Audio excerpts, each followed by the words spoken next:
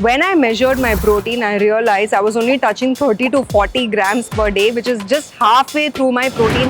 Now, what exactly happens inside your body is it's going to break it down into small building blocks. Now, what most people don't know is that 3 reasons why it is very important for women in with 90 to 120 grams of protein, which is very important for you to achieve your entire protein goal. Basically, if I have to say it very simply, hit your century every day.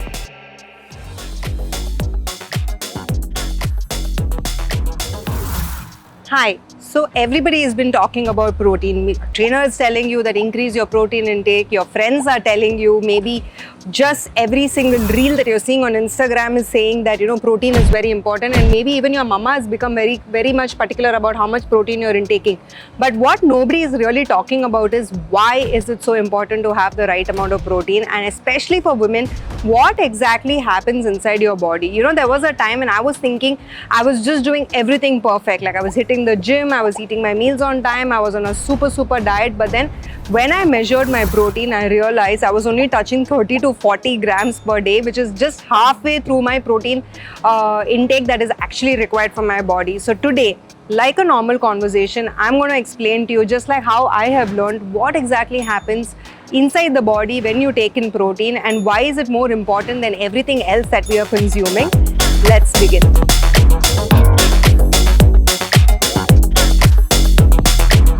So let's say you eat a bowl of dal or rajma or eggs, whatever it is, that source of protein that you want to intake. Now, what exactly happens inside your body is it's going to break it down into small building blocks. Basically, it's going to break it down into amino acids. It's like, when you play a game called Lego, you have these small bricks, right? That's what you build, and then the entire structure is made.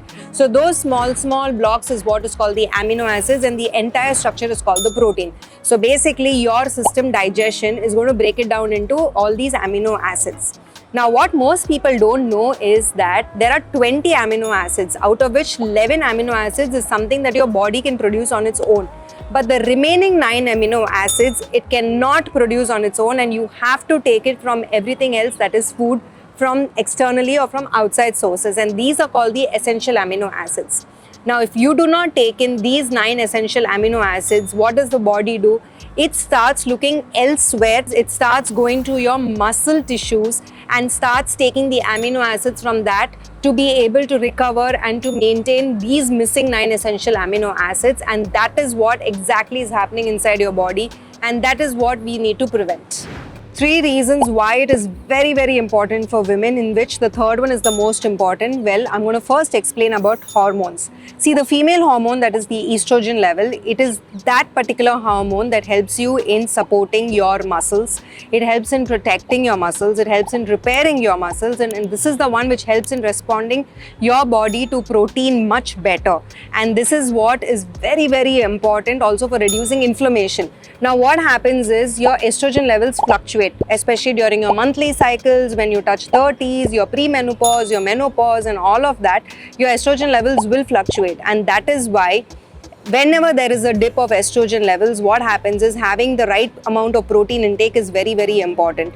Because if your estrogen levels are going down, overall it's going to be affecting your entire body and its system. So every time your estrogen levels are dropping, the muscle recovery is slower, it is harder, and what happens is there is more and more fluctuation. Second very important point is the baseline muscle mass.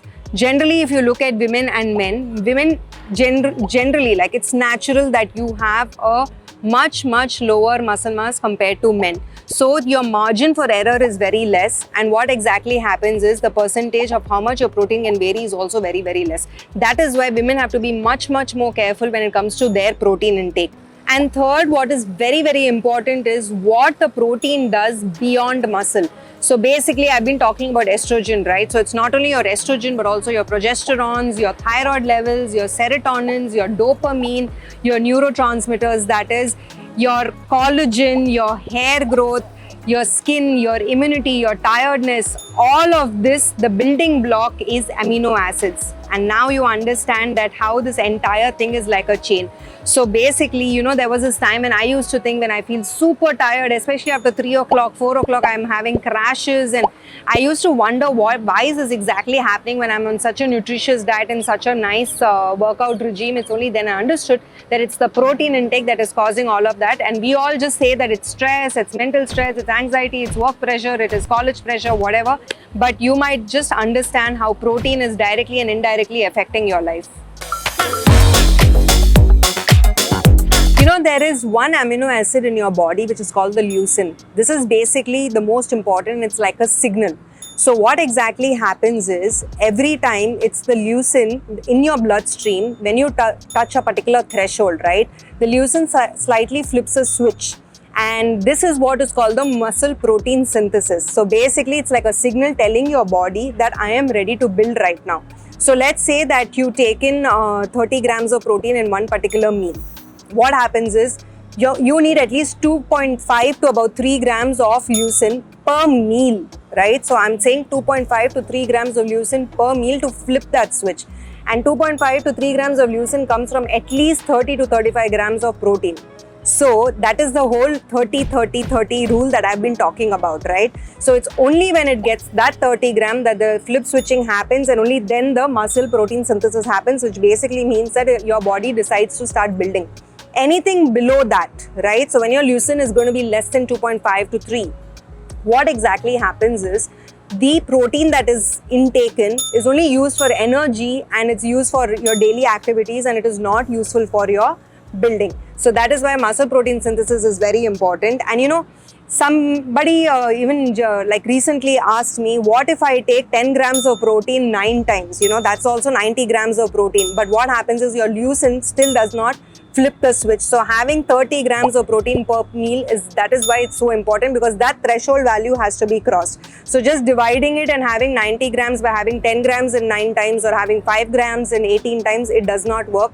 30-30-30 is what will work, and this is a detailed explanation of why this 30 rule is very, very important. So I'm going to talk about the real gap that is actually there. See, all these days they were saying that, you know, 0.8 grams of protein per kilogram is more than enough. That is not actually more than enough for someone who wants good skin, good hair, good nails, good hormones, good moods.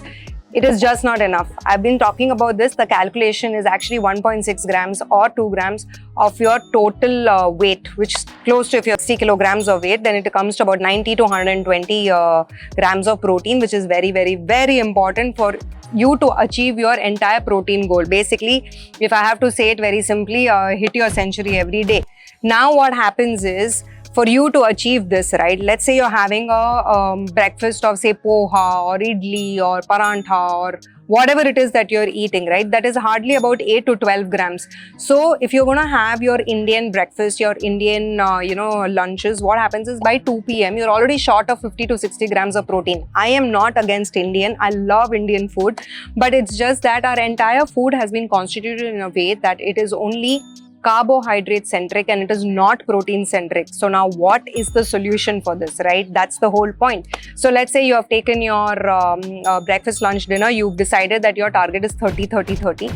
You have your basic source of protein, and if you like, you have your little bit of carbs as well, because that is also important. But always supplement it with something which is a good protein content, which is something that you can travel with. You don't really need to refrigerate it. It does not spill, because for you to be able to achieve all your standards and to have a good, fuller and a long-lasting life and a much happier lifestyle, it is very, very important that you hit your century goal every day. If you really want to know what's the next step, take a paper, take a pen, sit and write down just for today. Understand what you ate for breakfast, lunch, dinner. Write it down, Google it, understand how much protein is there in your breakfast, lunch, dinner, make a calculation and see if you're hitting your protein content or not.